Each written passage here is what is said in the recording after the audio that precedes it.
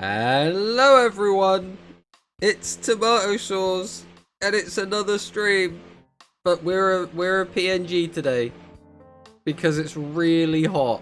It's unbelievably warm right now. So you're gonna have to deal with PNG Tomato today, just because like I could not make myself look any form of respectable in this heat with the just ridiculous temperatures. And again, it's not even that warm today, like in terms of Alex with the jump scare subscribing for 22 but almost 2 years, that is actually ridiculous. _Dr_Alex just subscribed for 22 months. Thank PNG you Tomato. thank you Alex. As always appreciate everything you do in terms of you know, what you do for the channel, subscribing, playing Rush with me for character draft, just being my friend, just everything. So thank you again, Alex. Really do appreciate it. But yeah, it's hot. And compared to a lot of other countries, we tell you the temperature and you'd be like, what are you complaining about? But like, we're used to it just being kind of cold and miserable all the time. So like, our bodies have like adjusted to that kind of climate. And then because now it's a lot warmer than it would be, like we're like literally like double the temperature that we're like used to almost all the time. It's like, I'm dying. So it's like, I was talking to some of my other European friends the other day, and they were saying about how like, oh, you know, it's like 36 degrees Celsius, it's 40 degrees Celsius, and I'm like, well, it's not that hot here, but you guys are used to it being warmer all the time. So like, I don't know if it's like, I don't know if it's fair to compare, but you know, that's what it is. That is what it is. But yeah, who do we have in chat today? Who do we have? We have a human Portuguese dub fan. Welcome on in. We have Gunkin Suship Shari. Hello. We have Hidden Bankai. Welcome on in. We have Luis Fernando. We are so back, Royal Bros. PNG Tomato. Yep, basically, right? We have Sam in the chat. It's fucking sweaty, innit? Now that is the most British thing anyone's ever said on this stream. Only good things are happening this week for me, Royal Rebel stream, and the new Divine season. Oh, does that come out this week? Because I am actually very excited for that. Especially because it got pointed out to me that because Yu-Gi-Oh! No longer has a running anime, Cardfight Vanguard Divines is now the only card game anime that is airing, and that has any plans to be aired, and like has anything going on whatsoever. So like, you could make the like weird comparison that like we have Chronicles sort of coming out, but that's not a show about people playing cards, right? That's a show about like the lore, which is still cool. I don't want to like take away from that. If Chronicles is done right, could be pretty cool. I've heard good things about the latest one. I never watched it because the Sky Strikers one was so crap. I've heard the Albaz one is actually pretty good, but I haven't actually watched it yet. I don't know if anyone has an opinion on that, but I personally I like watching anime about people playing cards. What can I say? We have Dwan in the chat. Hello, Dwan. Welcome on in as always. And we have Icy with an exclamation mark. Icy in the chat. We'll give the shout out there. Icy, I've seen, has been playing Rush Heroes, although specifically over on YouTube, I think, which is, you know, it's a bit of a weird one because I don't usually check YouTube for streams. So if you do stream exclusively on there, it's harder for me to see it. But also, you seem to stream at the most like erratic times possible, which makes it very difficult to keep up with it anyway.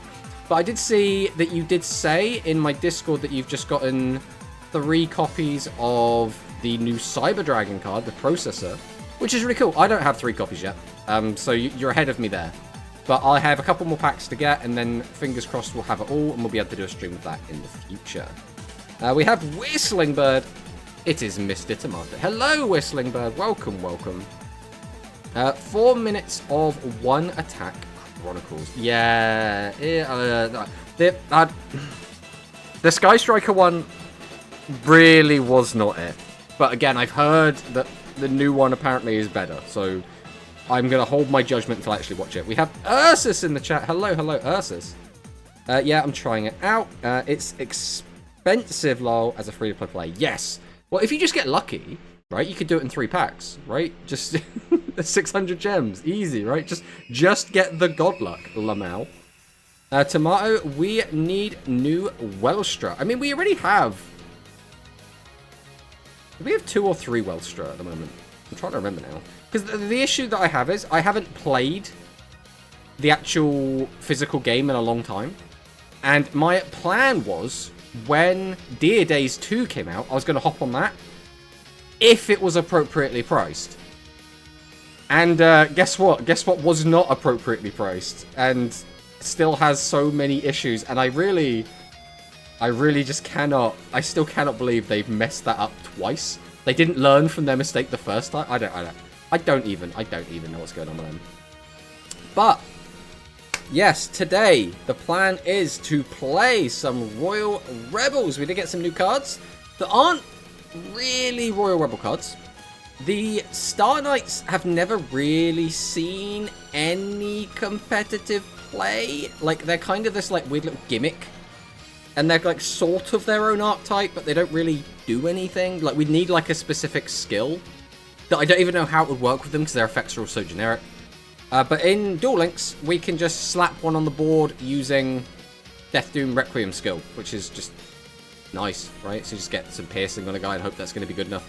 I kind of don't really see it as like the primary game plan. I think it's going to be more like you'll still be playing the whole Doom Metal play, but then you'll also have the option to have like a heavy metal plus Chiron like backup plan to like pierce through. I think paid DLC and not being on all platforms sucks. Just remember, hypothetically, any Royal Rebels is full Fiendsmith combo and TCG. So, my big thing with Deer Days is there is just so much wrong and so little right, and that like really rubs me at the wrong way. So first off, it's behind the physical release, right? Now that kind of makes sense because if it's 1-to-1 with the physical release, people might like stop playing the physical release and just play digital. I get that, but that is still a strike against it. Then you have the fact that it costs so much money on top of paid DLC. So you have to spend a literal fortune to play a game where you could just play Master Duel basically for free, or Duel Links or whatever, right? There is just like, you could just play these games for free. You can whale on those games for sure, but you don't have to, right? To get the full experience of the game. On top of that, the user interface is kind of ass in Deer Days. I still don't understand why. It's basically a console game. It's like a Switch game that they have just ported to PC and given no PC quality of life. Like, you can't even like control everything with the mouse. You can't like drag your cards onto the board, which just seems like the most simple things to just get right, but they just still manage to mess it up. I don't know, there's just so much bad in Deer Days when I feel like you could take like 2 devs and a week and fix every single problem that game has, but because they just don't do it, I'm just like, what are you doing? Like, you could turn this into like a really, really successful game, but instead you're just not. I could do programming. I would do standard format as a phone game. Yeah, I mean, like, Vanguard Zero, don't get me wrong, Vanguard Zero also had its problems, but it was a very serviceable game. It was very fun to play. I thoroughly enjoyed it. I got, like, 2 years out of that game. Really, really enjoyed playing it. But Deer Days, I'm like, no, it's too much money, bro. I'm not... I can afford it, right? It's not like it's an issue of I don't have the funds to get it. It's an issue of I think the game isn't respecting me, my time, or my money, so I'm just not going to invest into it. Which is a shame, because I would happily play it if it was appropriately priced. But, I guess we should go ahead and hop over to here. And we should probably make it so my Chrome is showing, because then I can actually go over the little bits and bobs that we were going to talk about first. So, not that one. There we go. So, we have some, not like super exciting news, but we got some news. The first thing probably is that we're getting a new Rush card. Oh, amazing. Wavecrest Matador. Wow. Oh, PogChamp, guys. PogChamp Wavecrest Matador. Oh, man. Incredible. Send a spellcaster monster from your hand to the graveyard. Destroy a spell trap. If this wasn't on a level 5 body, this would be pretty good. But it's on a level 5 body, so it's pretty bad. You basically... The way you kind of have to think about this card is discard 2 cards to destroy a spell trap. Because you have to get a body out, then tribute it to get this guy out. And 2 cards to pop a back row is just so mid. And you're not doing anything with this body after you've, like, popped the back row. Like, its stats are awful. You're not going to be attacking with it. You're not going to fuse it off. It's just garbage. It's just straight garbage. There is no reason to ever play this card. Unless, for whatever reason, like, you're just so desperate for back row hate. But even then, I really don't think this is it. Yeah, unfortunately, just not much going on with it. I actually think Daigustos Freeze is a lot more interesting. Which is when this card is synchro summoned, you can target a Gusto card in your graveyard, add that target to your hand. Your opponent takes any battle damage you would have taken from battles involving face-up Gusto monsters you control.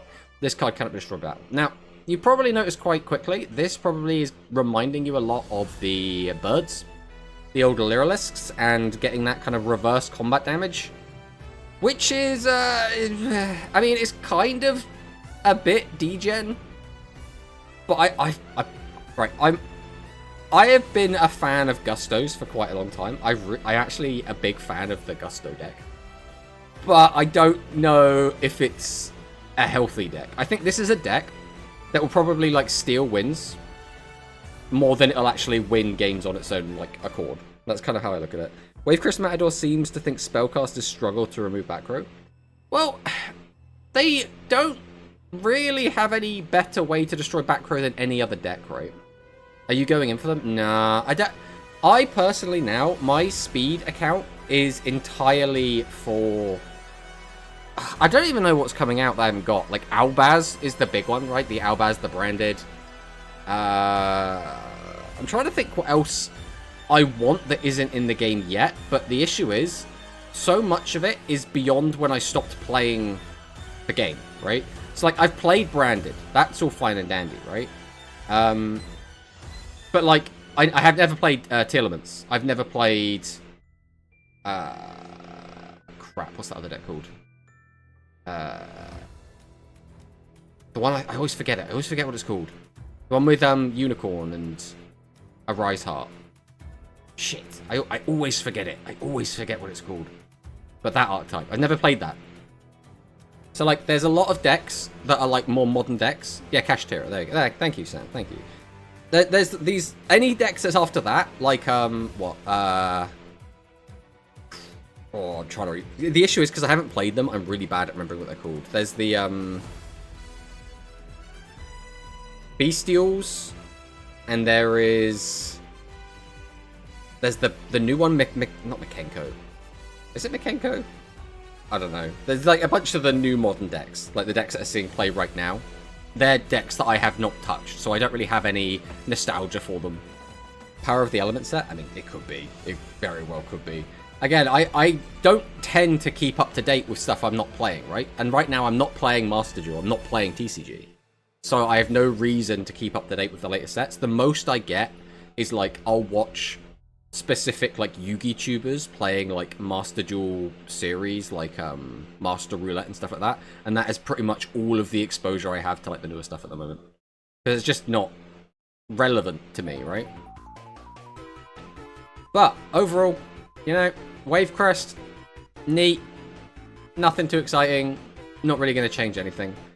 Then I guess we'll take a quick look at the tournament meta, because we did have a bit of a shift, and this is something I've noticed, is occasionally we'll have one tournament, and by that I don't just mean, like, one specific event. I mean, like, one series of events that just kind of decides to go its own way. So I think an example of this before was it Quantums? Just decided to, like, randomly be different all the time. Maybe it wasn't, because this one still was pretty much, like, Galaxy focused. There was always, like, it always felt like there was, like, one tournament series that was all just going its own way. But maybe...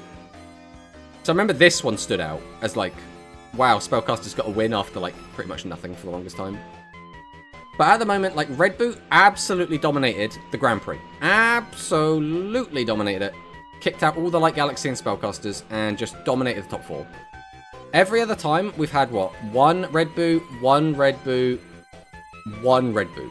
So Red Boot got to really pop off in Grand Prix. Every other event, they've been up there, for sure. They're definitely hanging in there. But because of this one event, they have ballooned. And we should probably actually change this over so we see it a little better. They have ballooned up to 18 top 4 points, which means they are now tied with a deck that has won 3 tournaments. So if we like go and take a look at our handy dandy pie chart, we got Light Galaxy at 40.9%, and we've got Red Boot at 40.9%. And then we got Spellcasters, who's kind of hanging in there, and then E-Hero doesn't really get a look in. Like, he's hanging in, just. Red is like 7's a tier 2. Hero is a tier 3. I mean, it kind of depends, right? Because Red Boot actually has a pretty good matchup into Light Galaxy. Now, I'm not going to say that, like, oh, Red Boot's always going to beat Light Galaxy, or it's like a super dominant. But I feel like Red Boot probably, in the Light Galaxy matchup, has like a 55 to 45, like, matchup. Like, it's not ridiculous. Like, it's not, oh, it's absolutely dominates it. It's unbelievably one-sided to Red Boot. It's like a slight edge. But Red Boot just has the ability to just take out Light Galaxy. But again, Light Galaxy can do the exact same thing back to Red Boot. It just tends to require sometimes a turn of setup, depending on how lucky the Light Galaxy player gets. But again, Red Boot can just fall at the first hurdle if they just don't find a boss. And a lot of the time, you need to find specifically Red Boot to actually get the entire combo going. So whereas Light Galaxy needs to basically pump the graveyard as hard as possible and find all the different tools to be able to do so, Red Boot just has to find one card, but that one card might just not show up, right? So it's kind of like they have different objectives of how they're going to find their win condition, but they still end up just killing the opponent in one turn anyway. That's what both these decks do. Noodle burn in shambles. Ooh, poor Noodles, poor Noodles. And my entire cog run last month was 7s, basically. That is not surprising. On ladder, especially, you tend to see people playing the most free-to-play friendly decks, just no matter what it is. Whatever the best deck you can get for spending the fewest amount of gems is generally what happens. So even now, because the new box hasn't introduced anything else that's free-to-play, right? Realistically, I don't think we're going to see 7s drop off of ladder play until a new structure deck comes out. Now, whether or not that's going to be like the Gaia one that they give out for free, although that wasn't called a structure deck, was it? It was called like a weird something. Did we have it in here? A challenge deck. Yeah, they called it a challenge deck. Our first challenge deck. So if we get a new challenge deck or a new structure deck, that's probably what we're going to see become the new best. Because, I mean, look at this, right? We had 7's Road, right? That's our current, like, best deck, right? As in, like, ladder deck. The best, like, free-to-play deck. Before that, it was Gaia. Then before that, I mean, what even was it before that? It was, like, Cyber Dragons, right? They were just, like, everywhere. Which was... yeah. Which was a structure deck, but most people did go into the the Fusion Revolution box to, like, make it a bit better. Eat my Stardust. Hello, Toti. Welcome, welcome. The problem is the game is 6,000 life points. Maybe they change this. I mean, I have been saying that I think increasing the life points makes sense for the longest time. Because it's like fundamentally, the problem is that people get OTK'd. That is fundamentally the issue. Now, we had, ever since like Magnum Overlord came out, we've had OTKs in the game. And I think having an OTK deck is fine. Like, I don't like it, but there being an OTK deck in the meta is fine. Some decks are just going to slap you once really hard, and that's going to be their win con. That's fine, right? Like Light Galaxy is basically going to be that. No matter how you like differentiate that deck, as we get more support going forward, it will eventually become like a toolbox deck with Transcend Linek. But as for right now, with Eternal Galactic Oblivion, the only thing that card really does is punch you really hard in the face. So that's fine, right? The issue is, if every deck is killing you in one turn, that becomes a bit of an issue, right? Because right now, Light Galaxy is an OTK deck. Red Boot is an OTK deck. E-Hero is basically an OTK deck, at least the ways that we've been seeing it, like, performing well. And then Spellcasters it has the potential to OTK, but it doesn't do it often. Like, realistically, Spellcaster is the odd one out here. It's like being the not OTK deck on this wheel. Which is, like, kinda nuts that just everything's OTK. So, fundamentally, we want ways to stop being OTK'd. Now, The most obvious and easiest way to do that is just increase the life points, right? The other thing you could do is give us more useful trap cards, but we've already spoke at length about how that's not quite as simple. The other problem we have is, even if we bump the life points to 8,000, in some cases, that's still just not enough. It's still just not enough. It's kind of crazy. So, depending on the meta, depending on how everything's shaken out, like, bumping the life points to 8,000 would probably hurt, like, Red Boot, because Red Boot a lot of the time has very narrow margins on how much damage it can do. Usually it sits at, like, 6,300, sort of, like, it just about kills you.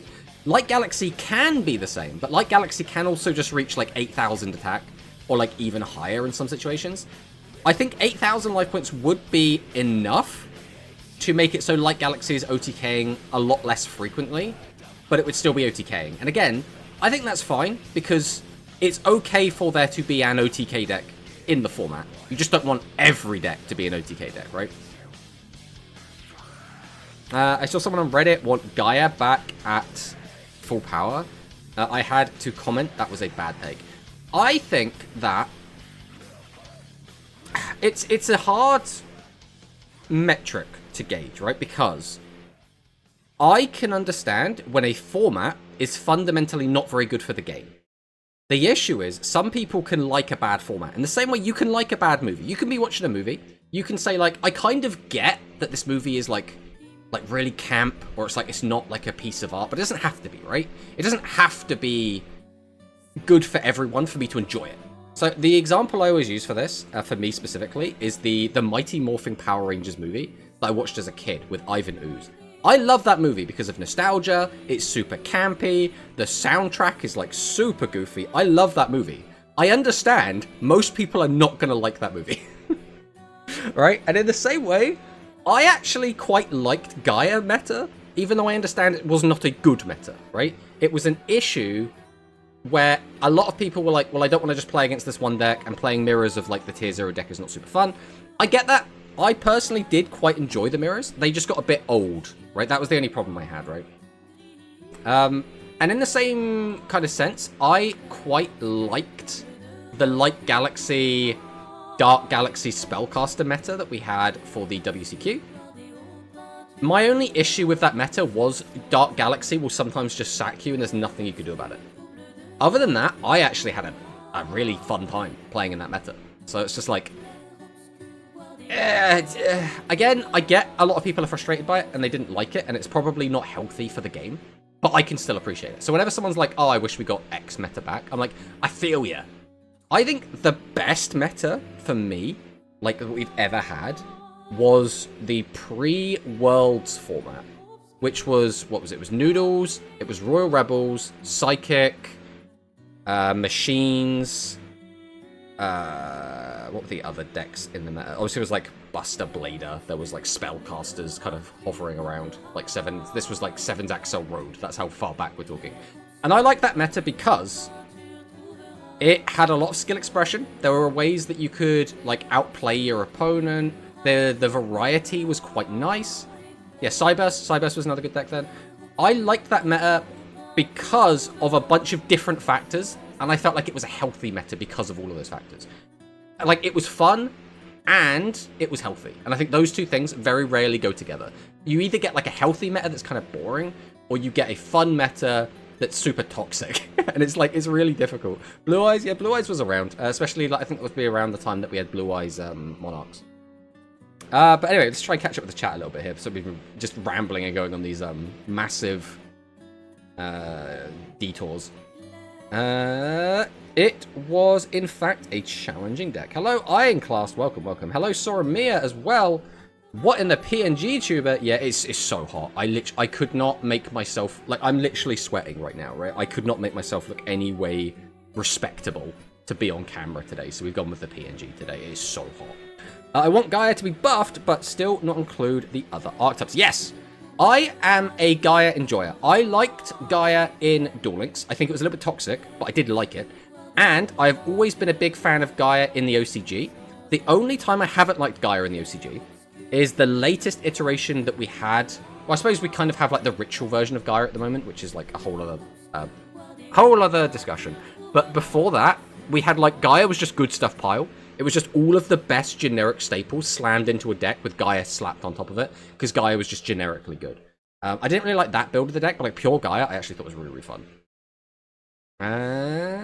I think it's speed players that don't want to invest in Rush, but farms gems play 7s. I think that is a good take. As well as people that are interested in Rush, but haven't like fully committed. If someone tells them, what deck could I build very cheaply that's going to be decent? Everyone's going to recommend spellcasters, right? So I think there are so many factors that lead towards people just getting spellcasters. Like, so many different ones. The game will only get easier with OTK. The cards and skills will get even stronger. I mean, yeah, 100%. 30 cards in deck, draw until 5, and have skill. I'm not going to lie, they need to half the burn on Red Boot Fusion. The problem, I think, is if Red Boot doesn't kill you in one turn, what does that deck do? Like, it's a problem that Konami themselves have created, right? Where you can't... The deck kind of spins all of its plates, like spins all its wheels, does everything it can do, burns your opponent for like 31, makes a big guy, slams in, and if you get hit by a widespread or a negate attack, usually you're just instantly dead. So like a deck like that is already like held together with like chopsticks and glue, right? I don't know. It's so weird. It's so weird. But like stopping it doing that one thing it does, like really... I don't know if it kills the deck, but it's like, it really changes the dynamic. Red Boot is not a problem. All meta decks can OTK you. People have Tearless Shizu meta. It's possible. Oh, yeah. The problem is 6,000 life points. Galactica Oblivion to 3. I don't think they're going to do that. One, it's a main character card. So I think whenever they have decided to put a main character anime card at limit 3, they've done it on release. So I think if they were going to do that, they would have done it on release. So I don't think they're going to do that. As well as it's a box UR, and they hate putting box URs to 3.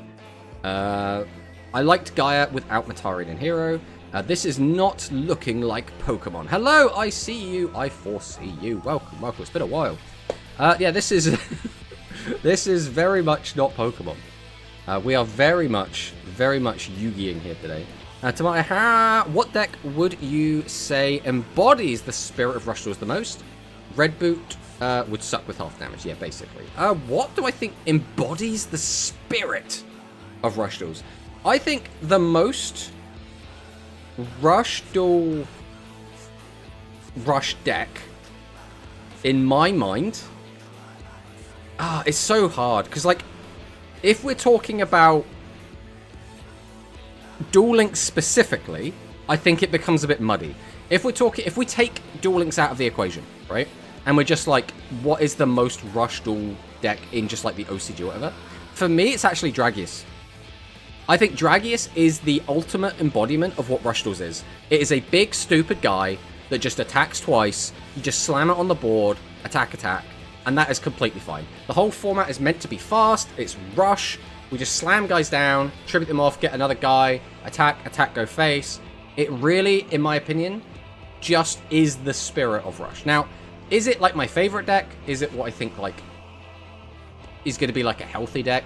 I think it gets a bit awkward as well, because again, in Duel Links, Dragius has the issue of the skill that it's attached to right now is super mid.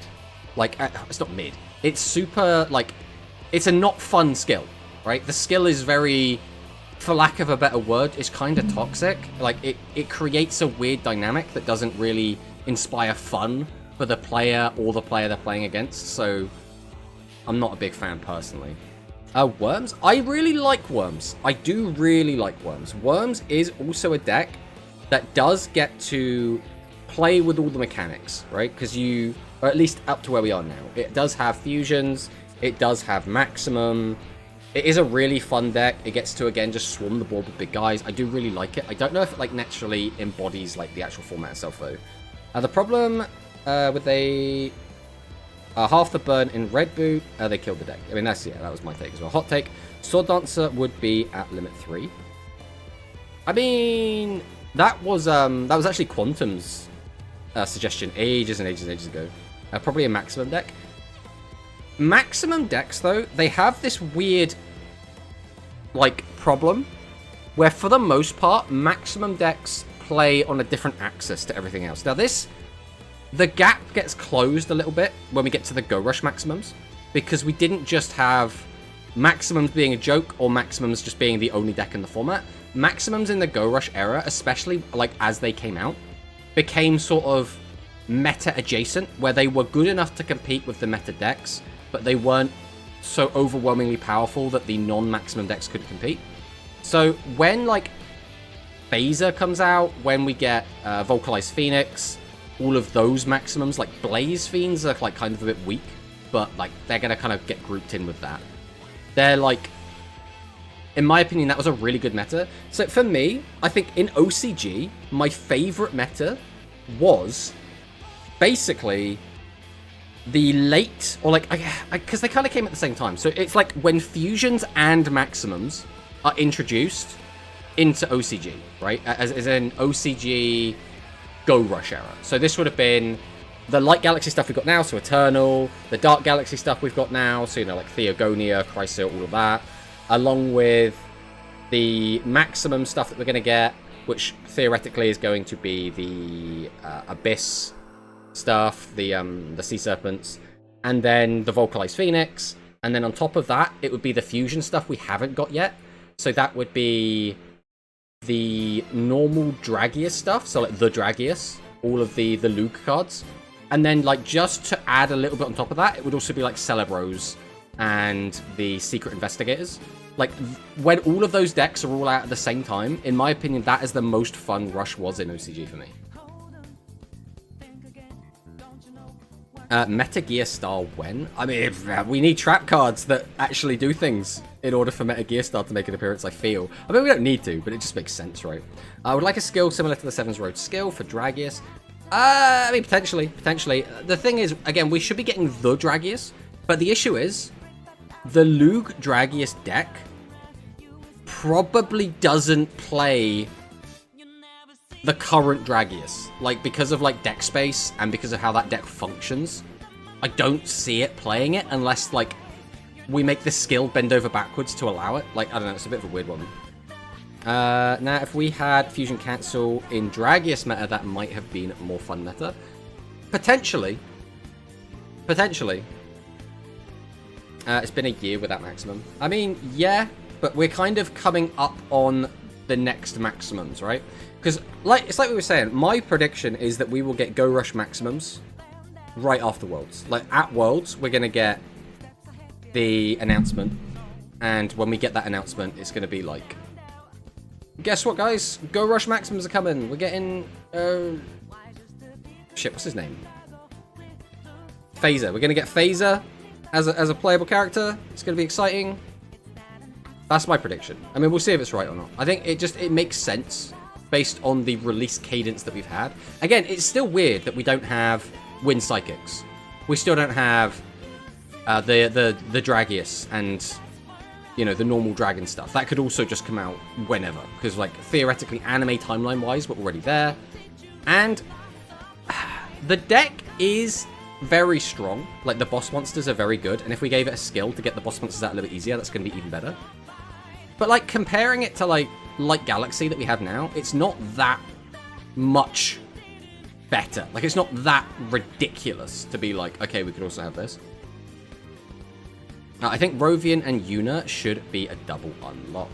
Potentially, if that were the case, then it would make sense to hold off on giving us Rovian until they're ready to give us Celebros. Because Celebros is an archetype that was still very, very, very strong until, like, 3 months ago, right?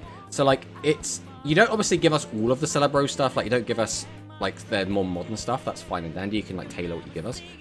But you could give us some of the later Wind Psychic stuff. Because, like, Wind Psychics is a weird deck where its first wave wasn't particularly strong. So you'd have to give it, like, a decent skill to make it actually good. I just give Yuna the bad Seven's Road equip. Easy. I don't think they would do that. I think they're going to give it to us with Celebros. Like, that just makes too much sense to me.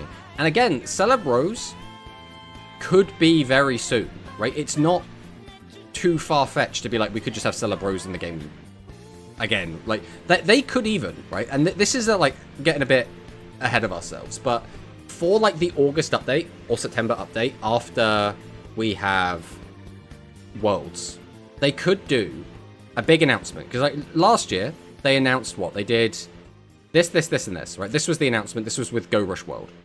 So they could announce a time skip for Go Rush that could come with, like, I don't know, like, you wouldn't even need to do, like, new skins or whatever, but, like, they could if they wanted to. But the point is, after that time skip is when everyone gets their new cards. That's when everyone gets the updates. That's when Phaser comes into the game. That's when like, Yuna starts using her Celebros. That's when we get the Seven's Chariot fusion. That's when we get Jointech Hero and the new, like, Power Bond and all the Jointech stuff. Like, there's so much cool stuff that we could get with that. And so what we could do is see 2 mini boxes come out. And or I don't know if they'd do 2 mini boxes, but maybe they would. But, like, they could easily do a bunch of characters. Like, Phaser's got to come out, Rovian's got to come out. Not Yuka.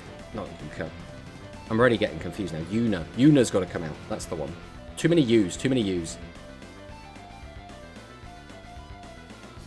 I really enjoy Celebrospins. Cyclone Valley! Hello, Cyclone. Tomato Head. How is it going, Cyclone? Hope you're having a good time. I really want Jointech to be good someday.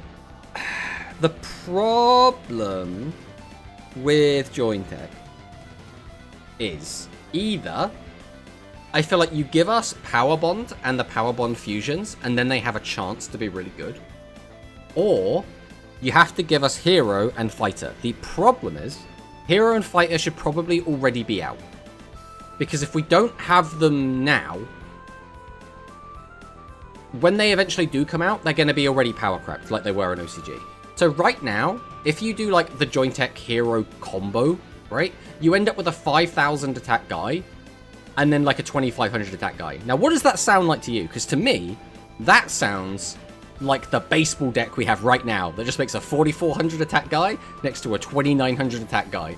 And that's fine, but that deck is already not doing super great. So if we get a deck that's basically doing that but a little bit better, is that going to suddenly be, like, a lot stronger? Because I'm really not sure. Hear me out. September is Chaos Galaxy and gives us Seven's Gears. Chaos Galaxy this early. You've got to remember, Chaos Galaxy is from the final arc of Go Rush. And in terms of, like, trying to stick to, like, the anime release schedule somewhat, I don't know. Plus, a lot of that isn't very good. Because Chaos Galaxy came out in OCG and didn't really have an impact on the meta. It just, unfortunately, just didn't. It had, like, some little bits. Like, people took, like, a couple of individual cards from it and then put those into other decks. But, like, the actual Chaos Galaxy deck itself was very mid. Whatever happens, we better get voice lines for half the new Go Rush cards they're releasing. Makes no sense why Uamu is missing stuff for her fusions if the plan was to release them this early. Yes! Also, hello, Brad. Welcome. It's a pain. So for me, it's a bit of a weird one because I always end up turning off voice lines and animations. Not because I don't like them, but because I find them, like, sometimes a little bit distracting, and I don't really know how the animations work with the timer, so I just try and, like, save as much time as I can because I am a very old man and my brain works very, very slowly. So I need as much time as I physically can. So I don't actually get to enjoy that stuff as much, which is a bit of a shame. But it is ludicrous that, like, every single fusion, I feel like, should probably have a bunch of voice lines. Like, when they get the voice actors in, why don't they just have them record, like, just write down every single card that they could possibly ever play, get them all to record it in one big setting, and then you're done, right? I don't know why they don't just do that. It feels very strange. Unless they're, like, paid for every line they do, but that seems very strange. Hello, Zaki boys. Where Bulbman? Bulbman hiding behind PNG because hot. That's what's currently happening. We also have Quantum Cubes, the world champion. Hello, Quantum. Rituals. I don't think we're going to get Rituals with September. But there is always a chance. There is always a chance. The main thing holding Rituals back from being released, in my opinion, is right now, like, the second best deck in the game is a Ritual deck. And all of the other decks, like the other Ritual decks, are at least kind of competent. Like, the quote-unquote, like, bad Ritual deck right now is probably Aqua. Like, I don't want to call it Bubble Arrow, it's like Kana. It's like the Kana archetype. So, like, they could probably release that one, but it'd be a really weird one to bring out. Tomato, hear me out. Aura as a reason. Outer Burst. Again, Outer Burst, it would be so... Those cards, one, aren't even out in OCG yet, right? They're just not out yet. As well as, it's a main anime character, like a big anime character, that is from the final arc of Go Rush. So it seems so weird to release that early. It'd be so strange. Rituals in the next year. I think that makes the most sense. Like, just give us Rituals next Worlds, not this Worlds. September is just EO end of service announcement. I mean, that's the meme, right? That's always the meme. Wasn't Zera the bad Ritual type? Zera is actually playable. Like, it's not insane. I don't want to, like, pretend that Zera is, like, amazing. It's not a fantastic deck. But the trap card that they got is actually not bad, and some of the other support cards they have make it very playable. Again, it's like a tier 4 deck, right? It's not like a top 3 tier deck, but it's at least somewhat playable. Whereas like the Aqua stuff is very awkward. They have two different monsters, like boss monsters, ritual boss monsters, and they just don't work well together. It's so weird how, like, anti-synergistic they are. So you're kind of sat there like, well, I can make both of these guys, but then they interfere with each other. They're getting in the way of what the other one's trying to do, which is very awkward. It's 31.5 degrees Celsius in my flat. Ooh, that is rough. We got all the windows open. I got a fan on. I have like an iced drink in a thermos to keep it as cool as possible. It is not great. It is not great, but it is what it is. It is what it is. We will soldier on. And we apparently, like, tomorrow, like, the weather's going to improve, and we're gonna have some rain. The temperature's going to go down, so that's going to be good. That's going to be good. I'm still convinced Otis is just Luke. Otis is just a concept, okay? Otis is whatever we need Otis to be. 28 here. What is the best deck in the format right now? The best decks. Bearing in mind, to be fair, I have not taken part in or really had much engagement with the OCG meta since the new ban list went into play. As far as I'm aware, I think the best deck right now is probably the Magician of Black Chaos Ritual deck, followed by Harpies. Now again, take that with a pinch of salt, because I have not kept up to date with it in like the last like 2 or 3 weeks. So it could have like had a massive shift. But as far as I'm aware, that is basically what's going on with that. Only reason Otis being Luke is Bluebeard. I mean, yeah. I mean, by that logic, he could just be like a descendant or something. Or anything, right? But yeah, Bluebeard. What was it? I had a theory on who Otis was going to be. But I now, for the life of me, can't remember who it was. Because it was like when it was airing. So we all watched it in, I think it was in Hikari's Discord. We got like a watch along and we watched it together live. But I cannot remember who I thought Otis was going to be now. It's been so long. Ritual 2. Otis is Seto. Tomato is Otis. Exactly. I have been Otis all along. He's me from the future. Did I miss the Royal Rebel gameplay? No, we haven't even started that yet. It's just yapping. This is a yapping stream. Every stream's a yapping stream. Don't they also have basically same skin color? Like, exactly the same? I don't know, man. As far as I know, everyone in anime just has the exact same skin color. Title says Royal Rebel gameplay, yet I haven't seen any. We showed it briefly. If I do this... Oh, there it is. There's a Royal Rebel card. Sort of. That's sort of a Royal Rebel card. There's another one. Up here. Up there. Up here. You can't really see it because I got the mouse on.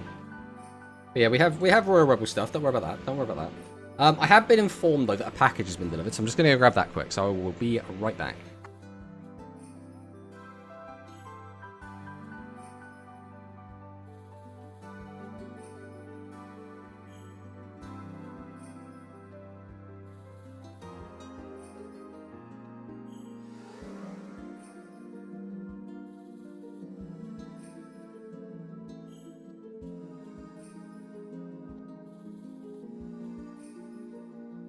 And I'm back. Package is in. It is secured. Everything is hunky-dory. We've also managed to press buttons. All I see is Fiendsmith combo. Nope, there is no Fiendsmith combo here. Give. Asada has a distinctly different skin color, hence why Hikari doesn't like her. Oh no. Oh no. Did we cog? We haven't played a single game yet.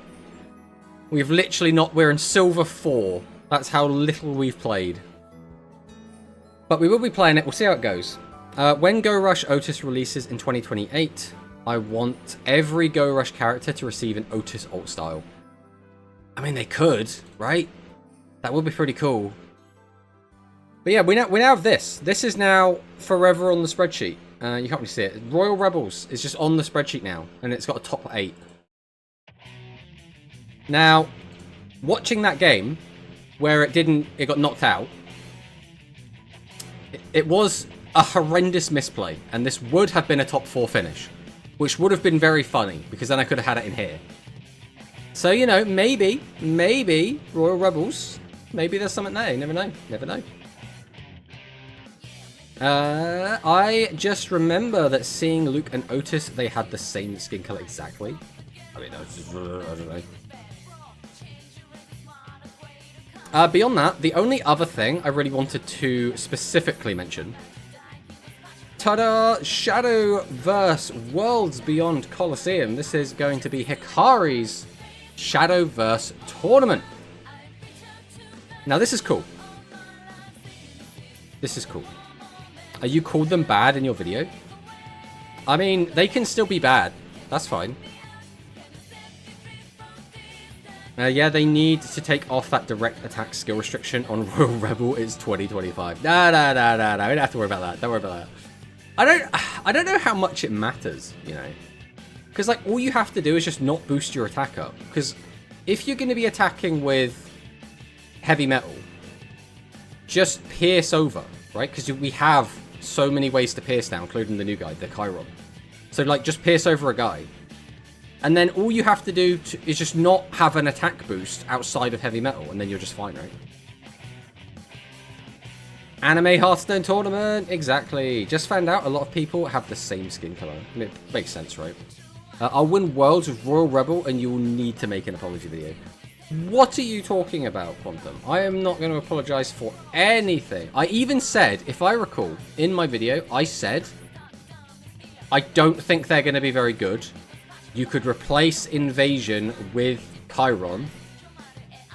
I hope I'm wrong, but I don't think it's going to be very good. I'm pretty sure that's what I said. Because I specifically, I never say something is like just outright bad, right? Well, that's a lie. If I'm like memeing on someone, I will definitely call something bad. But if I'm trying to be informative, I will never say something's bad. I'll say like, I don't think this is going to be good. Maybe someone will prove me wrong. We'll have to do more testing, right? That's what I'll always say. You got to do it, man. Now, Chiron does so much for the deck. But we'll see, right? Because all we have to do is have it make a bunch of top 4 finishes, and then it'll just naturally make it onto this wheel, onto the pie chart, and then we'll be like, yeah, look, it's a top 2 deck. That's what we have to do. Tomato is too loyal to the English monarchy to say something bad about the Royal Rebels. Exactly. The piercing does so much more than the Paris. Not the Paris. If you copy Whoop's list, plus put Sparkman over Clayman. I mean, that's not a bad idea, right? Or, what if we put Sparkman A and Clayman, and then we just put a one-of Miracle Fusion in? Bam. Just high roll to Oblivion, and then just every now and then randomly summon out a Thunder Giant for seemingly no reason, but it would be funny. We love the Light Fiends. Light Fiends are cool, man. Like, Royal Rebels has always been a deck I've always really liked. But just for a moment, imagine trying to play Royal Rebels in OCG during the Sevens format, where we have no skill to just cheat out bodies to make summoning our guys easier. You basically never resolved Doom Metal. Like at all. So the deck was basically a meme for so long and just did nothing. But in Duel Links, it got to thrive. It got to actually do stuff. It's really cool. I don't think the skill lets you play Sparkman. You can play any level 4s. I mean, I have to double check that. I'm pretty sure it says as long your level 4s can be anything, but every other level has to be a Fiend. There could be 2 Royal Rebel in top 8 if I didn't forget Shadowbuyer effect. Well, this is the issue. All the Royal Rebel players keep misplaying. How does this keep happening? I mean, you know, you could make an argument that I misplayed in that tournament as well, but in my defense, I was having a discussion with 2 of my teammates during the game, so I wasn't 100% locked in. But, even so, actually, never mind, you can. Lamau, Automato replaced Doom Metal with Burstinatrix as... Oh my god. I think we're cooking. What if we also took out Heavy Metal and put an Avion? Like, mate... Wait, no, those are level... We'd have to change the skill as well, because they're level 3s. What was the misplay in top 8? So there was a couple, right? There was...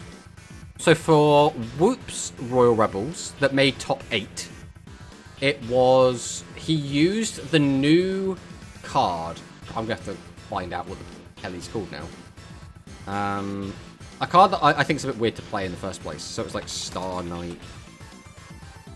Is this one? Perion. He used Perion's effect, which, just so you guys can see it a little bit better, it's still not really helpful. Increase the level of one face-up monster on your field and one face-up monster on your opponent's field by 2. They gain 500 attack. So the logic is, you boost up their monster, so when you pop it with Heavy Metal, you get a bigger 500 boost, and you still keep your 500. Now the issue with this is the skill stops you from attacking directly with high attack monsters. So you do this, boost your attack over what the skill will let you attack with, and then you can't attack directly, and that's kind of it. That's kind of... Your turn ends with you just not having lethal. You've got Shadowbuyer, only lets you attack with Fiends. There we go, there's that one. Then you put in Fusion as well, Tomato. Well, but we already have the... I mean, I guess we could put in Fusion, right? But we already have the Miracle Fusion in this hypothetical build. Maybe we do put in Fusion, especially depending on what skill we swap to, right? Because if we swap to the Hero skill, we'd want at least 1 copy of Fusion, right? We forgot the skill restriction. Royal Rebel in the world, again, for lack of a better option. I mean, yeah. You have to have a pretty high IQ to play Royal Rebels. Apparently, if everyone playing Royal Rebels has been misplaying, we're probably going to misplay with it as well today. That's probably just going to be the way we go with this. But, back on topic real quick. Shadowverse Colosseum number 1. I'll go ahead and drop this in the chat in case anyone is interested. But, this is a Shadowverse tournament. It's the first community tournament that we're having. This is the second community tournament that I even know about, because there was one, but it was like only 2 legends per deck or something. It was a bit weird. But this is a 2-deck tournament. This is to imitate the way that Shadowverse official tournaments are held. So you have to have 2 decks. So if you don't have 2 decks, a little bit awkward. Tomato never misplays. Now we know that's not true. If I finish selection one more time, we just need to know which is the 5th deck in the world. Well, again, theoretically, we should have another product, right? Because again, if we follow last year's release schedule, we should have Transcendence Mirageus, which was a super mini released on the 6th of the 8th. For those Americans who read this backwards, this is the 6th day of the 8th month. So, you know, 6th of August, which would be legal for Worlds. So we might have one more product drop. And again, it could be a super mini, it could be a deck build, it could be a mini, it could be whatever they want. They can do whatever the hell they want. It's Konami. They have all the power. But theoretically, we'll have one more big meta shakeup. I can get 3 copies of Overrush Rare Heavy Metal. I mean, if you want that. Pretty cool. We get a speed box at the end of this month, I think. That's not too surprising. That is not too surprising at all. Could be another selection. No, I'm putting my foot down. We're not having another selection. I might have to write a very strong letter to Konami if they do. Well, let's face it, it'll be an email, but you get the point. But like, even though it's only going to be a mini, again, assuming they follow the same release schedule, even though it would only be a mini, it's still high impact, right? Because the last one we got, again, was Transcendence Mirageus. And in here we got... Let's swap this back over for a sec. We got Can Melody. This was one of the biggest, most important cards for Worlds.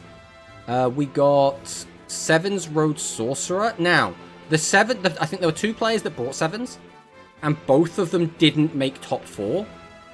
But this card was in their decks. I'm pretty sure this card was at Worlds. The Aqua cards didn't do a lot. Now, they were pretty good in, like, tournaments, but they did not translate to Worlds, so that obviously didn't have a huge impact. Really, fundamentally, it was just Can Melody. It's just Can Melody. But this one card, just releasing this one card, completely shook up the meta. As well as because obviously we had new skills that came along with it as well, right? We got the Mirageus skill, the original one. We got the Can Melody skill. We got the... No, we didn't get an Aqua skill, did we? Why didn't we get an Aqua skill? Monarch was in final? Was Monarch in final? Was Monarch in the World Final? I don't even remember. I literally don't even remember. What was Volt even playing? Wait, I might have... Wait, let me see if I still have the infographic I made. Let me have a look. I'm going to go slightly off tangent here. Just on a tangent for a minute. Just don't worry about it. Don't worry about it. I'm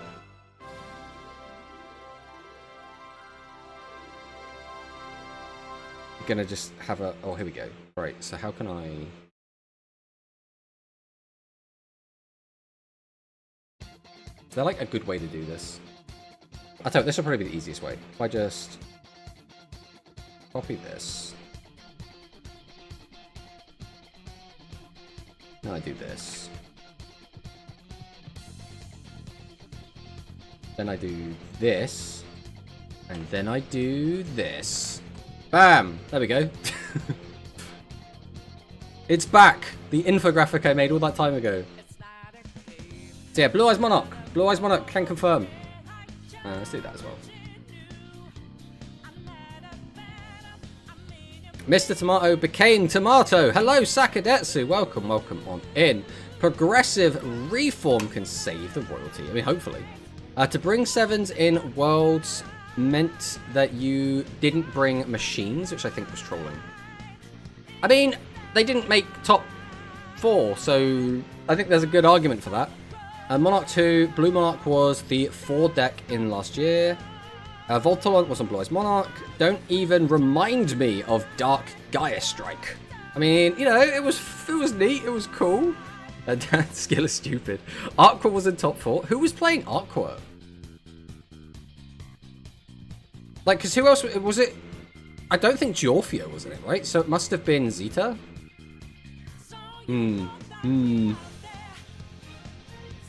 Light Machine, Psychic, Cyburst, Blue Eyes, Monarch, and Royal Rebel. Buster Blader won it all. Blue Eyes Monarch, my beloved.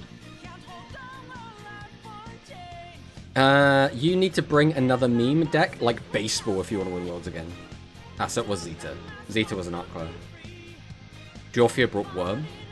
Yeah, there's been some interesting, like... Because, again, if you look at, like, the wins and losses... So if I, Oh, what's like the best way to do this? If I do this... Still not really easy to see because I'm kind of in the way. What about if I do this? Aha, that's better. So, as you can see here, Quantum ended up winning 3 times with Cyburst, 2 times with Royal Rebels, 2 times with Psychic, only once with Machine. So obviously Quantum's Machine deck was not playing ball.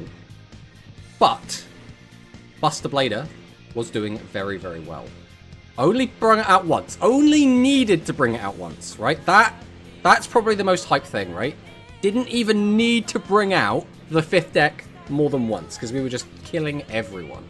And then obviously for Volt, we had the Royal Rebels, which went undefeated. Cyburst only dropped 1 game. Machine only dropped 1 game. Psychic only won 1 game. And then Blue Eyes Monarch, unfortunately, was like the worst performing deck for Volt. Machine is trash. The machine win before or after the DDoS? I couldn't tell you. Buster Blader was so cool, man. Buster Blader is a weird deck. I think actually Buster Blader had its best performance in Mono's no skill tournaments. That's where it actually got to thrive, because we saw the like Innovator plus Dragius plus like Buster Blader pile decks. Oh yeah, I would have won if no DDoS.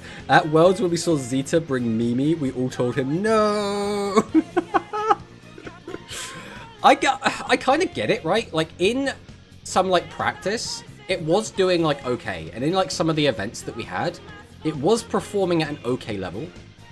The issue is it doesn't have like any killing power, or it didn't. I guess it still doesn't, but. I don't know, it's a weird one. It's definitely a weird one. But yeah, it just goes to show, like, one more product release could shake up the meta in a drastic way, right? And also, on the 7th of July last year, we had a skill rebalance that changed the way that Blue Eyes worked. Now, this was a buff, I believe, to the skill, which allowed you to play non-dragons in the deck, which allowed people to suddenly start playing, like, weird stuff, and that's how we got Blue Eyes Monarch. So,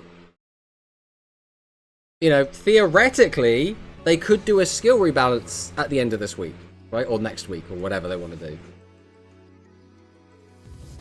This year, there will be another BR in Worlds. Zark is BR. I see. I don't really know much about any of the new Worlds competitors. Obviously, we know the obvious ones, right? Everyone knows Quantum. Everyone knows Paco. Everyone knows Zenzo. Everyone knows Giorfio. But, like, there are so many of them, I'm like, I don't know who the rest of you are. Like, you're all kind of... I don't even know if they're people that have been active members of a community. Like, the Japanese players that qualified, like the Asian region, I don't know them. The Japanese rep for Worlds has 3 Starlight Curse of the Rising Light. Damn, son. Dark Galaxy skill buff. You already know half the roster worm. The roster, what do you mean?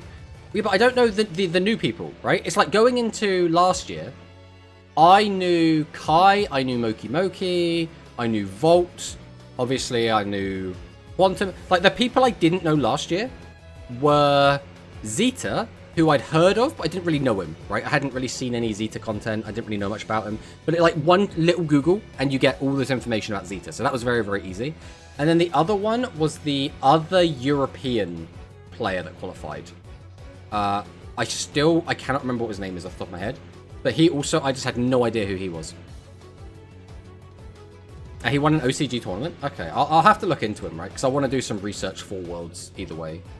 Look at his Twitter. Unfortunately, my bot is very angry and doesn't like people posting links. So you have to like DM it to me or something.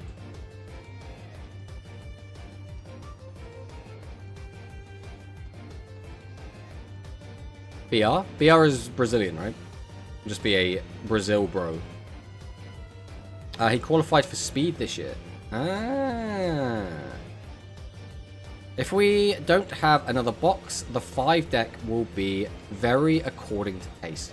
I think a lot of people will do some internal testing with their teams or whatever, and then they will see what happens, right?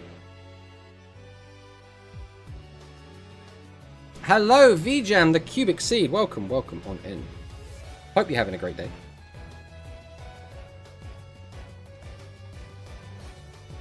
But with all of that said and done, Zark is from Brazil. There we go. I don't like I said, I don't really know a lot of these people, right? So I'm gonna have to do some homework. I'm gonna have to work out who everyone is, what everyone's doing, what prior achievements everyone has, and kind of go from there. So I don't know if I'm gonna make like an infographic like this again, because I don't know, this didn't take too long to make. Like realistically, this is very just kind of thrown together. So so like maybe I'll do this again.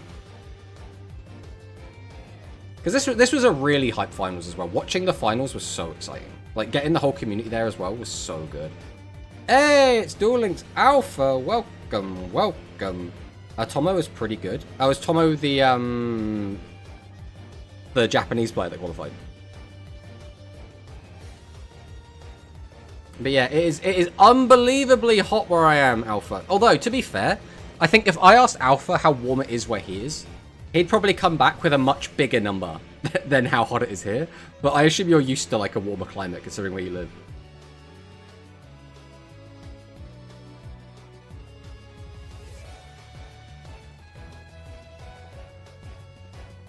Do you know the guy who got #1?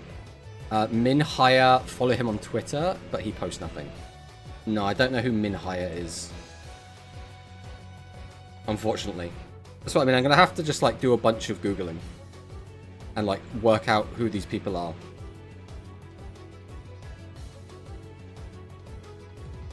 How hot is it there? So right now, in my room, where I am right now, in my office, in the house, it is currently 32. It's 32 here. But, again, the thing you have to remember is, I am used to, I'm used to like 16. Like 16 is like a warmish day for me in England, right? So like, it's one of those things again. People are like, oh man, you know, it's like 45 here. What are you talking about? And I'm like, you're used to like 32, man. Put your aircon on. So we in England, we build our houses out of bricks.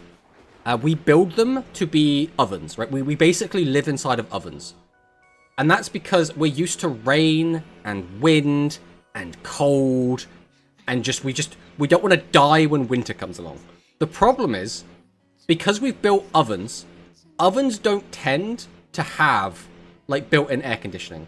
So what people do is they'll buy like an expensive air conditioning unit that will set you back somewhere between like 400 and like $1,000, maybe a bit more than that, depending on like how good a unit you want to get. And that's not a ridiculous amount of money to spend, realistically. The only problem is, if I had an air conditioning unit, I would probably use it about 3 weeks of the entire year.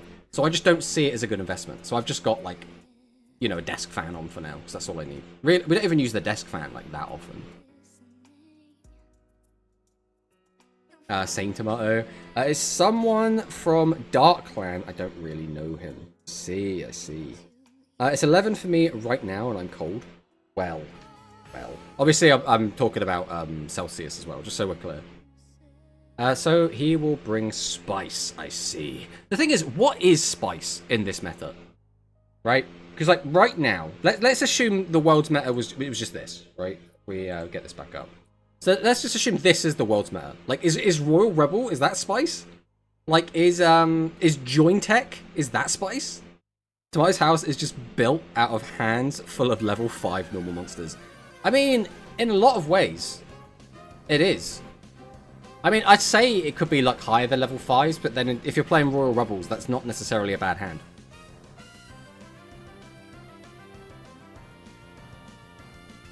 Why do you build houses out of monarchs? Why would you not build them out of monarchs? What is the point of having a monarchy in your country if you don't build houses out of them? What is actually the point? Those 3 weeks you'd live like a king. Oh yeah, 100%, 100%. I mean, for the most part, we usually have about a week of it being like unbearably hot. Today is like, we're in the middle of like a heat wave. It was just yesterday and today, so like it's not like a huge heat wave. So like it's not too bad, but it will get worse at some point for about a week. That's usually how it shakes out. Now that explains why for 2 to 3 months of the year, every UK content creator is melting. Yeah, I mean, usually it's usually not that long, but again, it can be, right? It depends. It absolutely depends. But what other, like, spice is there going to be, right? Because I think right now, it's quite obvious. Light Galaxy, Spellcaster, Red Boot, maybe E-Hero. Like, it's around. It's like, it's getting topping spots. So, like, that's fine. The only other deck we've had is Royal Rebel. That's the only other deck that we've even seen top 8 so far. So, like, Dark Galaxy, like, is potentially the spice. Like, Dragon Fusion could make a comeback. Psychic... Chemicalized Pyro. Like, I don't know. I don't know what the quote-unquote spice would be. But, you know, This is what we got. This is what we got. So, with all of that said and done, I think it's time we actually played some games. We're going to go in, we're going to fumble some games with Death Doom Requiem. We're going to see what happens. And baseball. It could be baseball. Definitely could be baseball. Spice would be Matarian splashed into something. Oh, no, don't even say that. Alright, let's go ahead. Let's hop into a game. Let's see what we get. Baseball. I really like the baseball deck. I think the gameplay loop of baseball is very simple but very fun. The issue is, you just get murdered by like anything. Like, it's so difficult to stave off death. And you can rarely ever take advantage of like piercing with it. Alright, we're already immediately against meta, so we're probably going to get beaten up here. Let's see what happens. Also, we're going first, which also really not ideal. I mean, I think we just set 3 pass, right? I don't think we need to go crazy with this. Although, do we use the skill to set this? Or play it in defense? Just because having 2 7s doesn't help us. So I'll summon this out, and then we'll just pass. We could have got the whole hand empty, but doing this plays around Curse, which you might be on.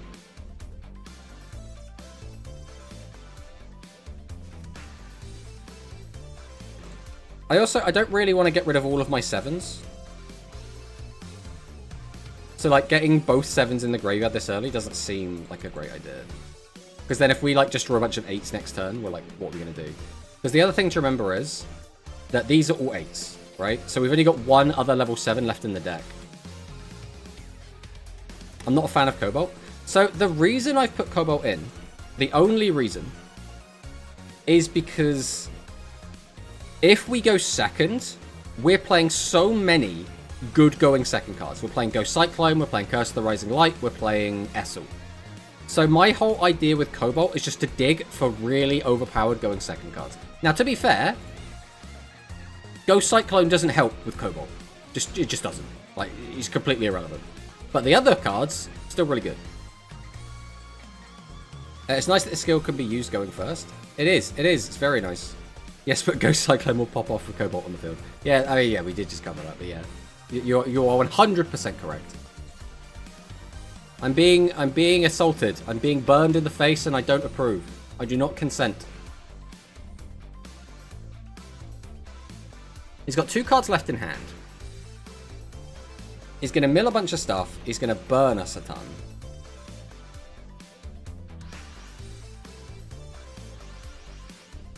Well, there goes our Legend Trap. No, it's his Legend Trap. We've got 2 traps off of him. The issue is, unless we get like a Doom play here, I don't think much is going to happen from this. Well, there's our last level 7 as well.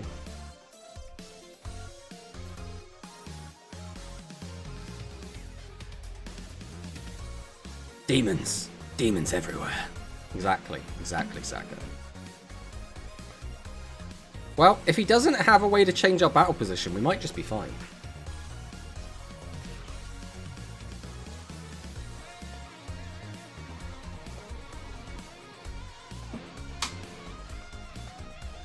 The issue is, if he can change our battle position, we are just dead. Alright, I'm going to choose to believe this, until proven otherwise, this is a Curse of the Rising Light.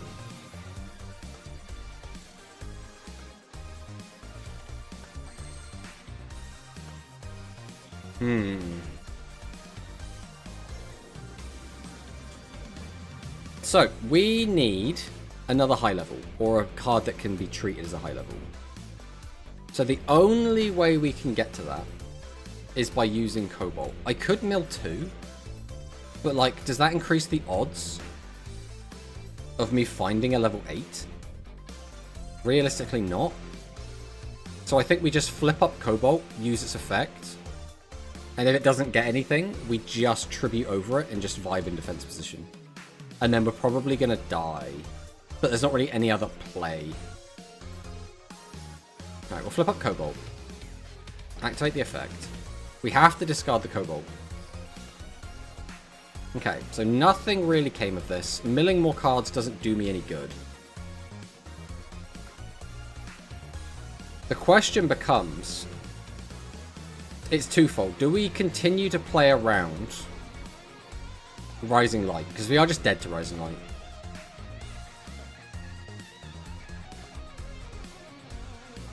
We also are out of level 7s.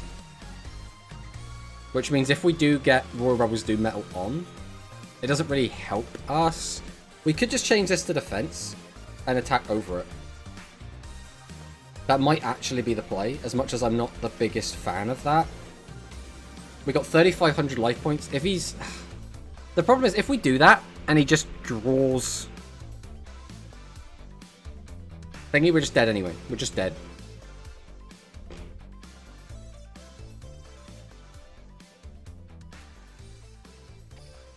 I think we have to go defensive. Right, we're gonna see where this ends up. I think we're in a really bad spot no matter what we try and do here. So we're gonna just go defensive and hope that the next hand kind of sorts us out. Because although we're getting rid of our last level 7, we are still playing like dealer or buyer who can just get us to what we're looking for, right? Think about playing Sparkman, Clayman, plus Harvey, and maybe Avian Spell Tactics. I mean, that doesn't sound like a bad idea. Alright, I want him to flip over that back row, and I want it to be Curse. Just to justify what we did on turn 1. That's the hope. I mean, I still lose in that situation, but... Alright, that's 300 burn. He's going to burn us for another 18-ish. He's going to take another free draw. Change that to defense, which is fine. All of his monsters are face up, and all of his good traps are gone. So if we are able to land a heavy metal, we're going to be in a good spot, assuming we're not just dead. But next turn is the turn. Like, we kind of need to win next turn, or the game's kind of over.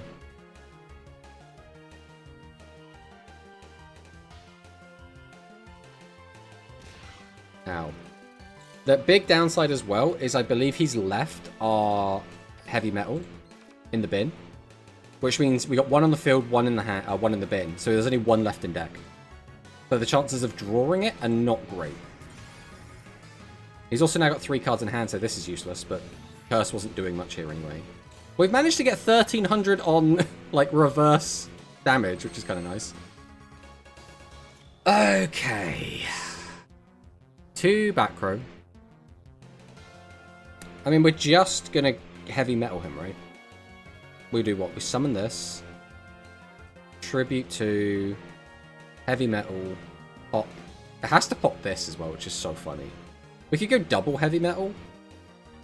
Pop 2 out the way, and then just try and kill. I think that's probably the best we've got.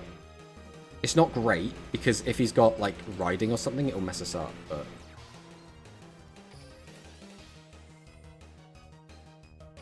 Pop this back in.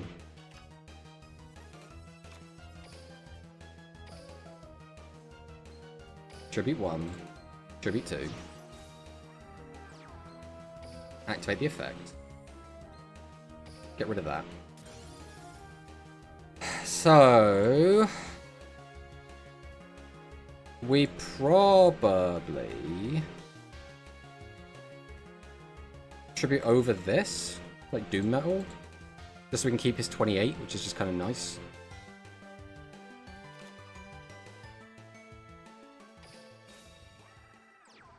Okay, so he has got Executed Riding. I mean, there's nothing we could do about it, though. So we just die then. We've just lost the game. Knowing that he has Riding, we can no longer kill this. Because we go into this, pop this, he reduces our attack, we die. So, I actually think the play is we have to use Cobalt to dig for the last Doom Metal. And we have just put another one back in our deck, so we have 2 in there.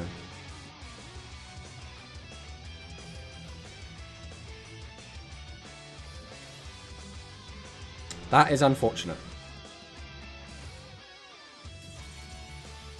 That is unfortunate. There's nothing we can do about that. I think we played it correctly. I think it just didn't shake out in the way that we needed it to. I don't think we made a misplay. The only time we could have done something different was the turn that we just put everything in defense position. We could have tried to go aggressive. But the issue is we don't know if he just had the Executee riding at that point.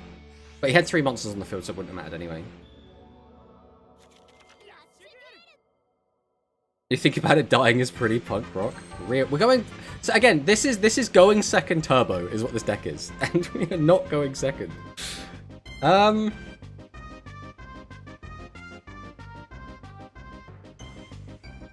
How do we want to play this? I could just activate the skill and get 3 bodies on the board. He's probably playing Sidra or Heroes. I'm going to be unbelievably greedy. We're going to see what he's doing. So I'm just going to do this. This, by the way, is not the correct play. I just want to see what he's on. Like, leaving 2 in hand is nice to play around Curse, but having just 1 monster is begging to just die. Let's see what he does.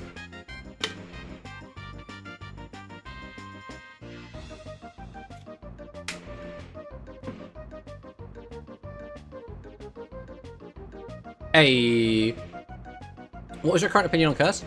If Curse resolves, it is incredible. The issue is, if your opponent just plays around Curse, and they're able to play around Curse, Curse is extraordinarily mid. So, I think if I'm playing ladder, I'm quite happy to just play Curse, like willy-nilly. But if I was playing in a tournament, or if I was playing like something more competitive, it's like maybe you do, maybe you don't. Right? It's going to be kind of a meta call. You got to try and play like mind games with your opponent a little bit. Curse should be limit 3, I think. Maybe limit 2. I mean, potentially. At Worlds, after round 1, Curse going to feel bad. Yeah, as soon as your opponent knows you're on it, I think its value suddenly... Again, we're going first again. Let me go second! Let me go second. What am I doing with this hand, though? I think we activate the skill, just drop that. The issue is, he's playing casters, so he's probably going to pop both my back row. I think we might drop Pot of Greed turn 1. I don't like dropping Pot of Greed turn 1. Okay. I think we always set this. We'll activate the skill. We'll just slap this on the board. Then I'm going to set this, and I'm going to set this. So this isn't, like, awful. This way I get 3 monsters on the board, which is fine. We get to maintain a buyer, which does turn this on. I don't have to sit with 2 level 8s in hand, because that can also get a bit awkward. How many copies do you see it at? Tomato on the new heavy metal. Damn. I mean, we're playing a 2-1 split on the heavy metals, because I do still like the old heavy metal art. I think both of them look really good. The downside is this guy has 0 defense, and he's very open about his 0 defense. So our opponent's probably going to get Charmy Witch out, change one of our wimps to attack, and then attack over this for maximum damage. Which I don't really like that. I think that's probably going to suck. Watch him discard Witch. He didn't discard Witch. He hasn't got Strange Witch. That makes me very happy.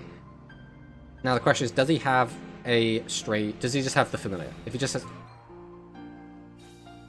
Brother, what are you doing? Bro, you had everything. How do you misplay this bad? I'm so confused. This back row must be the best back row ever, and even then, this play still doesn't make sense.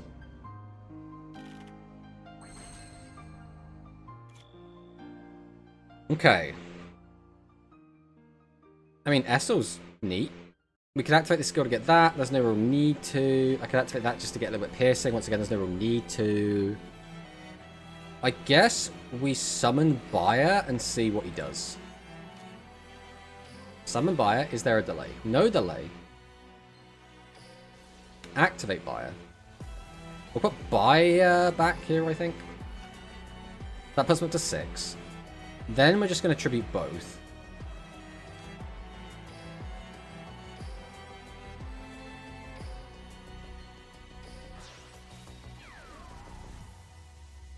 Now this is where it gets a little bit awkward. No, it's fine, because it's only attacking directly that matters. So we'll activate this. We're going to get rid of this. We'll normal summon this. We'll go ahead and DDR. Drop this on. What was the requirement for this? Send the top card of the deck to the graveyard. I don't think I need to fill up my graveyard. Get him for 2,000, get him for 19. Then we'll pass. The fact the deck can play more aggressively is great, but I wonder if it makes the deck harder to play because there's more decisions you have to make. I mean, naturally it will, but I think the question becomes how much harder, right? Just whenever you have more decisions to make, just naturally the skill gap goes up, but like, is it a noticeable amount, right? Because the deck was very simple to begin with anyway. Like, the actual complexities of playing the deck was more about understanding what your opponent's deck could do, what you could get away with, whether or not you can bait your opponent into getting out more monsters, etc, etc. What are we doing here? I mean, bro is clearly playing, like, super free-to-play version of this deck, but are we going to fuse these two together? Did he use the skill? No, he hasn't used the skill yet, so now he's using the skill. Reveals the second Roadstar. So what, you're going to grab out another copy of Magician, and then summon that out, and then maybe fuse? Or you could just summon out the Roadstar, fuse those together, go into Paladin.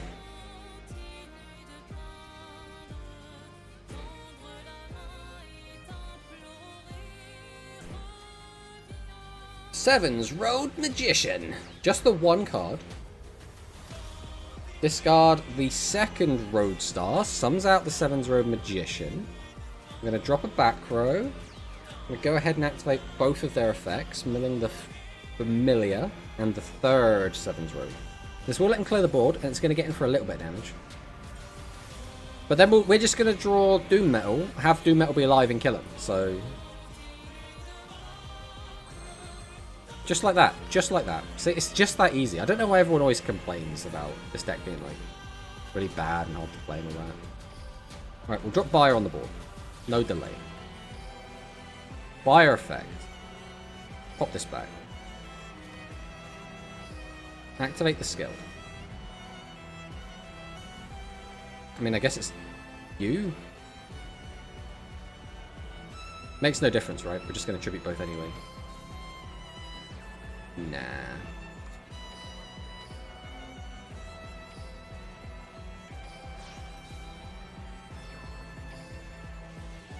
Kaboom!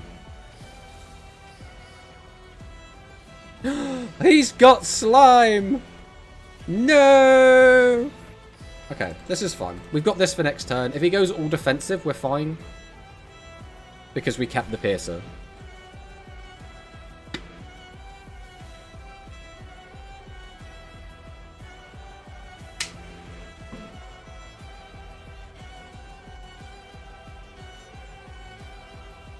I mean, there are worlds where we just die here. Like, there is a chance. We'll see. We'll see what he does. Okay. I mean, this is as good as you could get with a start. A 3+1. He's only used one Strange Witch, but he might not have more than one, looking at how this deck's built. Oh, yeah. That's what I like to see. I don't really like all that back row, because you haven't used the Legend Trap yet. But everything else, like, this is just going perfectly, right? Right, so I'm going to summon out Cobalt Cobalt. Any delay. No delay. They're going to tribute 1. Tribute 2. Activate the effect. You can have... Wait, we'll give you the piercing in case it's widespread. We're playing around widespread today. Then we'll just set this. Go to battle. Swing. Boom! There it is. Doom, doom, doom, doom, your creatures go kaboom! Exactly. Alright. That, you know, we got to see what our deck could do. That's always a good thing. Hello, Tomato and chat. Where is the Tomato Rex sprite? I mean, we don't have a Tomato Rex sprite, unfortunately. You just get my neck and my shoulder attached to this profile picture of mine. That's all you get today. But hello, Alterius. Welcome, welcome.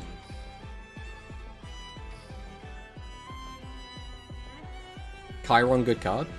I mean, Chiron's good.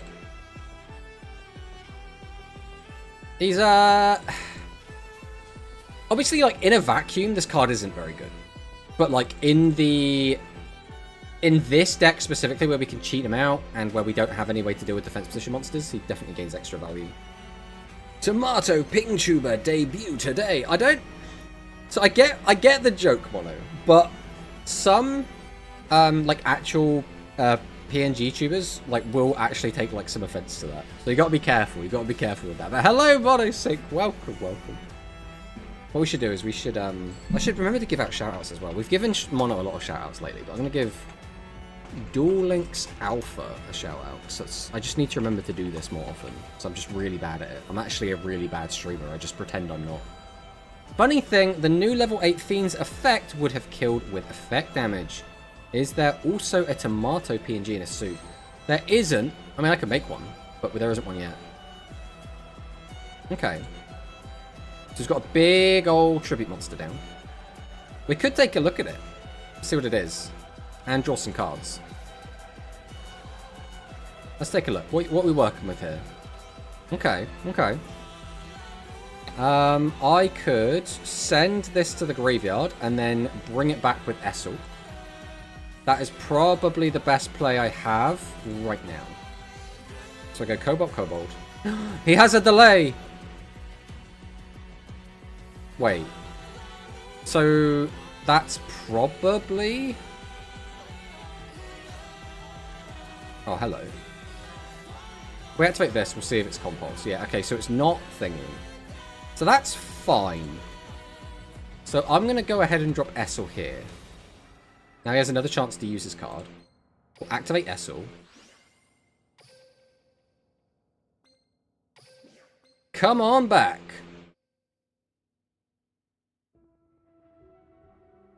So I can pop this, but it gets a little bit awkward, right? I kind of wanted him to use his thingy, but he can't use it in response to Essel. If I tribute into this, he bring back a card, I'll have to pop that instead. Which makes me not want to even summon this. Which puts me in like a really awkward spot. Just because I know what his back row is. There's literally no reason to summon this. If I summon this, I don't get to kill this. And he just gets the advantage. We needed another boss monster to make this work how we wanted it to. I think we just go to battle. Let's take a look what this is. This could have a 1300 butt. It doesn't. Okay, so now I feel a lot more confident to do this. Then we'll just hit him for 1000. Right, the downside here is if he has back row hate and a Chrysaor, we are just dead. We are just dead.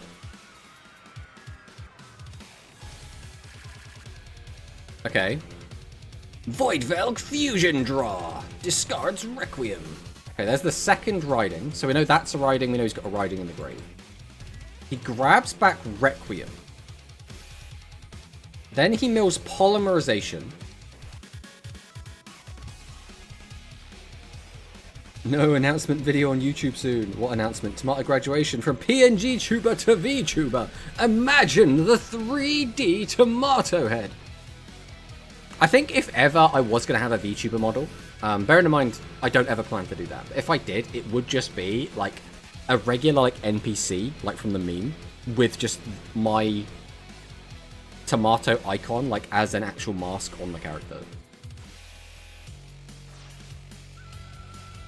Maybe the joke is too deep. Announcement: Tomatosaurus is graduating from VShojo one of these days.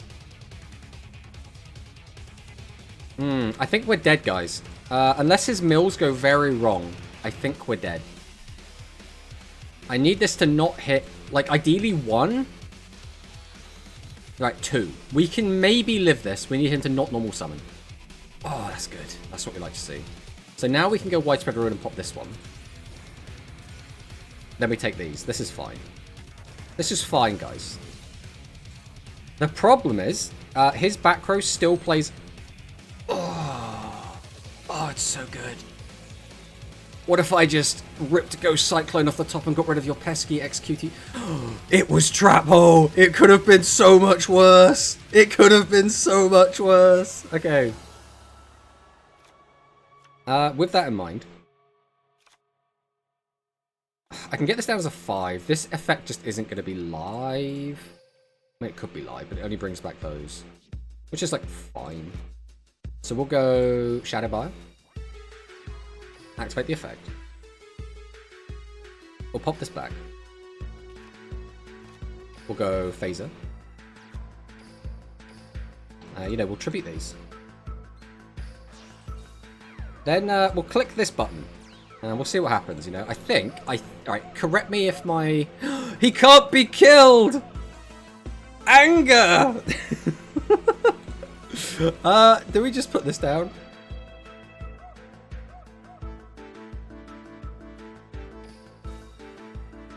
Sure.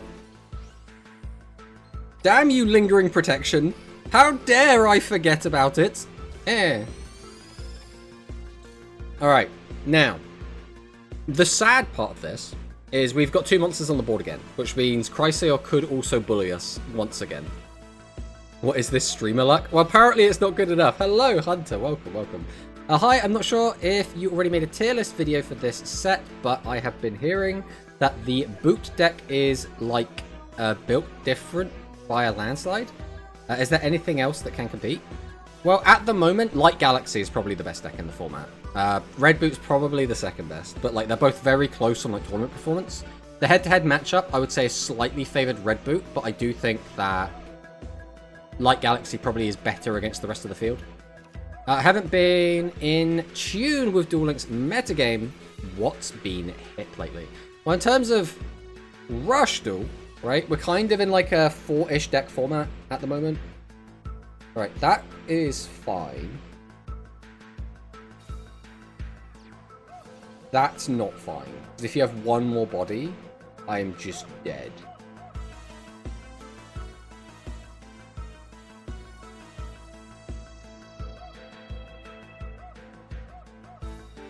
That's not a body. That's not a body. Hold.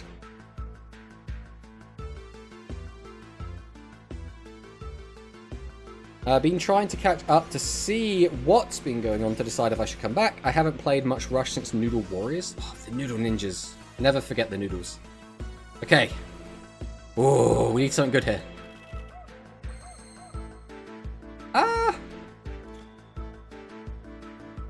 So we can use the skill. The issue is I can't use Heavy Metal to pop and then attack directly. That just doesn't work. So I could just summon this and then summon one of these and attack directly. Now, the problem is we know this guy plays Riding. So if that's a Riding or another trap card, our plays just don't work. So, I'm going to summon Essel and see if there's a delay. That's step 1 of the plan. There's no delay, so we should be good to go. So with that in mind, I need to activate the skill. We'll just summon out the Heavy Metal.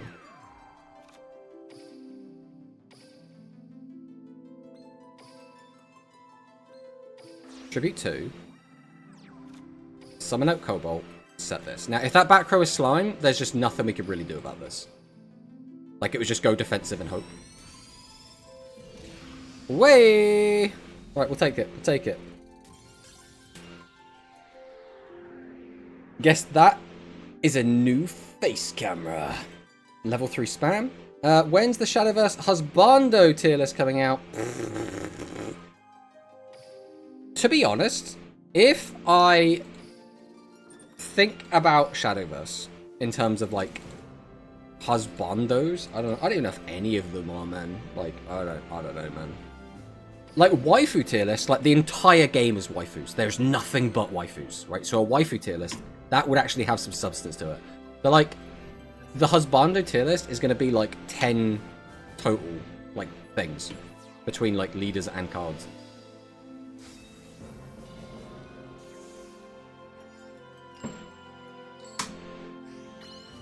Yeah, exactly what Altaria said. Exactly what Altaria said. I cannot play Resonators, I don't have the tickets, and all of that to get the new Resonator cards. Dang. Yeah, for speed, like, where am I? Shadow, Speedroid, Ancient Gear, Nouvelle is kind of about, Resonators. I'm sure I'm forgetting a deck. I'm sure there's one deck I've forgotten about. 3 cards in hand? How am I supposed to take advantage of that? How rude. He's just playing around my curse. I could just summon out 2 bodies. Tribute both. Or summon out 2 body. Well, I can only summon out 1 body. Oh, I can summon out 2 bodies. That's fine. I could just leave him on the board. Or I could get the extra 1,000 with that. It's probably better just to leave him on the board, right?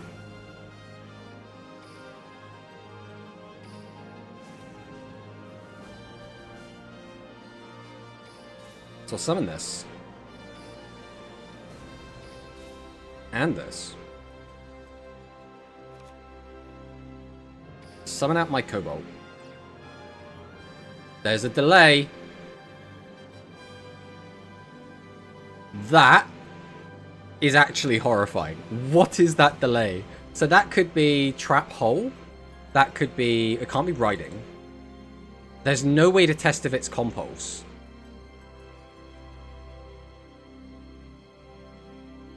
He should be playing Baseball. Alright, this is going to probably look really weird. I'm going to set this. I'm going to activate Chiron. I'm just going to give it to that. It doesn't really matter. We'll just walk to mill. Then I'm going to go straight to battle. And I'm just going to swing. I don't want to tribute summon this out. That was the only card that would have actually been a massive pain. Okay, I still think this was the correct play. Because I think forcing the trap is nice. But like, if I have no follow-up, it doesn't really do anything. It just ends up, I just lose resources for no gain.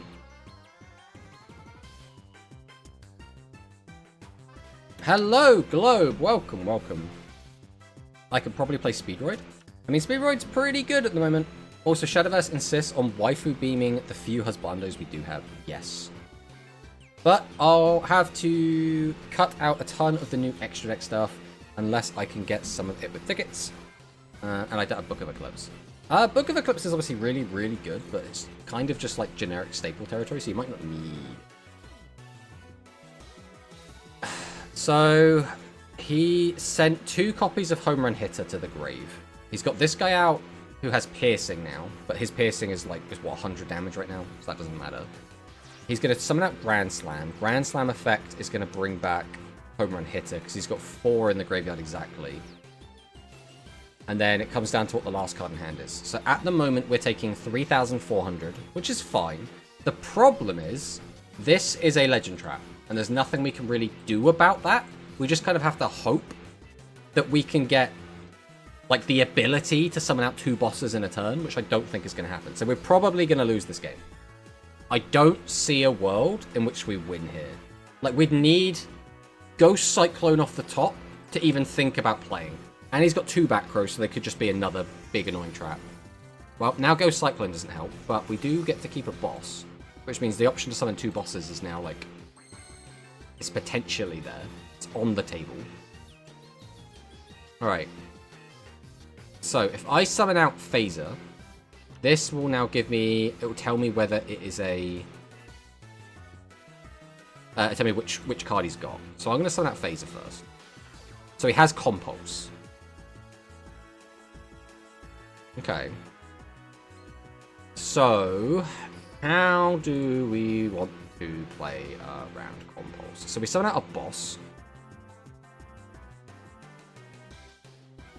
I mean, we might just activate this and then summon that out, you know. Let's go for this. We'll use Phaser. We'll get out Doom Metal.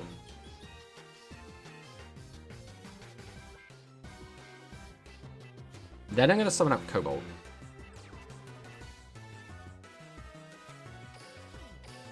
Then we're going to go ahead and tribute... I guess we'll tribute this. And this. We'll summon this out. So this is where he's going to Compulse.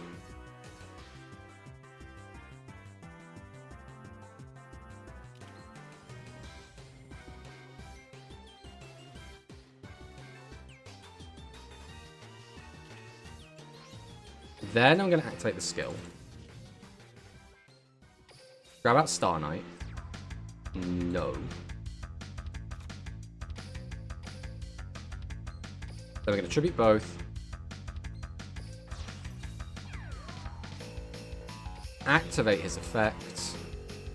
Get rid of that one. Now the only issue is our life points are so low that we might just be dead. But I don't think there was another play. Just playing around the legend trap this early was just too much. Tomato, should I do Heroes, Royal Rebels, or High Tech to Cog? I just want to play something based and fun. So the most based is going to be Rebels. Most fun is going to be Preference. For me, that would probably be Hero. If you want to play something really good, it would be High Tech, right? So I think they're your options. Do you want to do based, fun, or good? Ton of stuff already, so I can probably swap some things out for Book of Eclipse. Heavy Metal Soak. Yeah, Heavy Metal does look amazing. I mean, the effect of the card isn't bad either. Like, the reason we've lost this game is primarily because he just opened the Legend Trap.